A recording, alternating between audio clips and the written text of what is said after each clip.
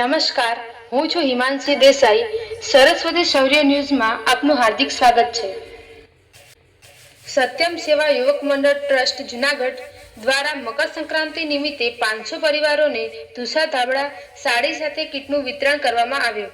જુનાગઢની સેવામાં અગ્રીમ સ્થાને જૂની અને જાણીતી એવી સત્યમ સેવા યુવક મંડળ ટ્રસ્ટ નામની સંસ્થા દ્વારા સત્યમ સેવા યુવક મંડળના હોલ પરથી આજરોજ તારીખ 13 જાન્યુઆરીને મંગળવારના જરૂરિયાતમંદ વિધવા બહેનો, ત્યક્તાઓ તથા વૃદ્ધ અને વિકલાંગ ભાઈ બહેનોને માંડવી, પાક, મમરાના લાડુ, તલ સાંકળી, રાજગરાના લાડુ, ખીચડી, ચવાણું, ચા, ખાંડ, ગોળ, ઘઉંનો લોટ, ચીકી, સેવ મમરા, ગાંઠિયા તેમજ બોર જેવી 18 વસ્તુઓની કીટ બનાવી દાતાશ્રીઓના વરદ હસ્તે આ 500 જેટલા પરિવારોને વિતરણ કરવામાં એ હેતુથી તુષા ધાબળાનું આ પરિવારોને વિતરણ કરવામાં આવેલું હતું, જેમાં મનસુખભાઈ વાજા સહિતની ટીમ જોડાઈ હતી.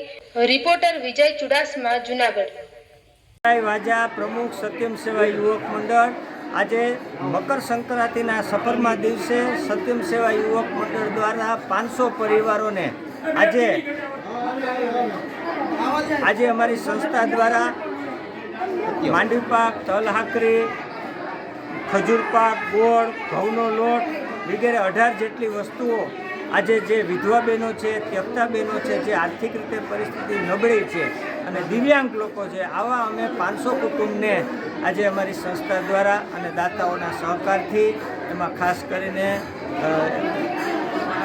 સાગરભાઈ દેવાણી, ત્યારબાદ આપણે અભયભાઈ ચોકસી, મનીષભાઈ લોઢિયા જેવા, રાજેશભાઈ લાલચેતા વગેરે દાતાઓના સહયોગથી આજે વૃદ્ધ માતાઓને આજે અમે એક સાડીનું આયોજન છે. સાથે સાથે દરેકને એક ધાબળાનું પણ અમે વિતરણ કરવાના આપ્યું છે. એમાં અમને જે દાતાઓએ બધાએ સહયોગ આપ્યો છે એનો અમે આભાર માનીએ છીએ. જય સિયારામ.